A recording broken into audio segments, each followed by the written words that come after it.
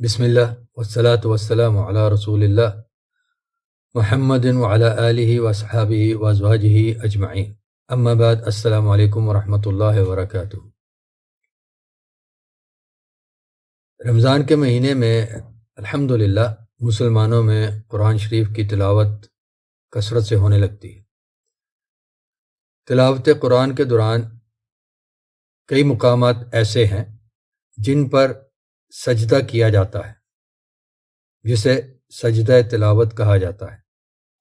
سجدہ تلاوت کے بارے میں بارہا کئی مختلف مسائل کے بارے میں سوال کیا جاتا ہے۔ مجموعی طور پر وہ تقریباً 12 سوال بنتے ہیں، جن کو ایک دفعہ جمع کر کے ان کے مکمل تفصیلی جوابات تیار کیے جا چکے، اور وہ تحریری طور پہ اور اسی طرح تقریری طور پر نشر بھی کیے جا چکے ہیں۔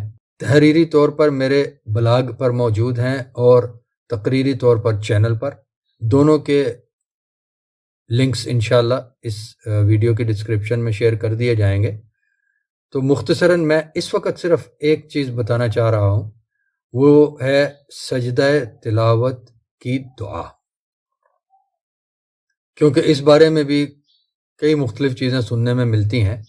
تو جو دعا سجدہ تلاوت کے طور پر ثابت ہوتی ہے کہ نبی کریم محمد صلی اللہ علیہ وآلہ وسلم سجدہ تلاوت میں یہ دعا کیا کرتے تھے، وہ دعا ام المومنین عائشہ رضی اللہ تعالی عنہا کی روایت سے ہے، جو کہ سنن ابو داؤد کتاب سجود القرآن، سنن الترمذی کتاب الصلاۃ، سنن النسائی کتاب التطبیق میں ہے۔ 3 مختلف کتب میں یہ روایت ہے، اور امام البانی رحمہ اللہ نے ان تمام روایات کو صحیح قرار دیا ہے۔ اور وہ پہلی چیز تو یہ کہ طریقہ کیا ہے، سجدے میں جائیں گے تکبیر کہہ کے اللہ اکبر، اور سجدے کی جو معروف تسبیح ہے سبحان ربی العالی، وہ 3 دفعہ کی جائے گی، اور پھر یہ دعا کہی جائے گی، یہ دعا پڑھی جائے گی کہ سجد وجہی للذی خلقہ وشق سمعہ وبصرہ بحولہ وقدرتہ۔ سجدہ وجہی، میرے چہرے نے سجدہ کیا، للذی، اس کے لیے، جس نے خلقہ، اس کی تخلیق کی، وشق سمعہ، اور اس کی سماعت، اس کے سماعت بنائی، پھاڑ کے اس چہرے کو وہ سماعت کی جگہ بنائی، کان،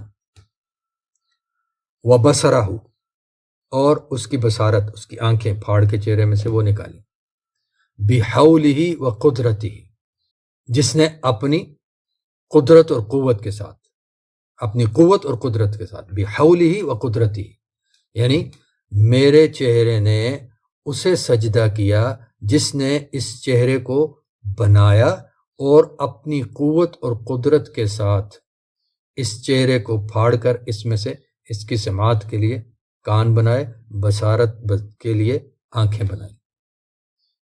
یہ دعا ہے سجدہ تلاوت کی۔ باقی دیگر مسائل اور دیگر سوال ان کے لیے وہ بیان سن لیجئے، یا تحریری طور پہ بلاگ میں وہ مضمون پڑھ لیجئے جس میں تفصیل کے ساتھ سارا کچھ لکھا ہوا ہے، انشاءاللہ خیر کا ہی سبب ہوگا۔ اللہ تبارک و تعالی ہم سب کو اس کی اور اس کے آخری نبی رسول محمد صلی اللہ علیہ وآلہ وسلم کی اطاعت پر قائم فرمائے، اور اسی اطاعت پر ہمارے خاتمے فرمائے۔ وصلی وسلم وبارک علی نبیہ محمد وعلی آلہ واصحابہ وازواجہ اجمعین۔ والسلام علیکم ورحمۃ اللہ وبرکاتہ۔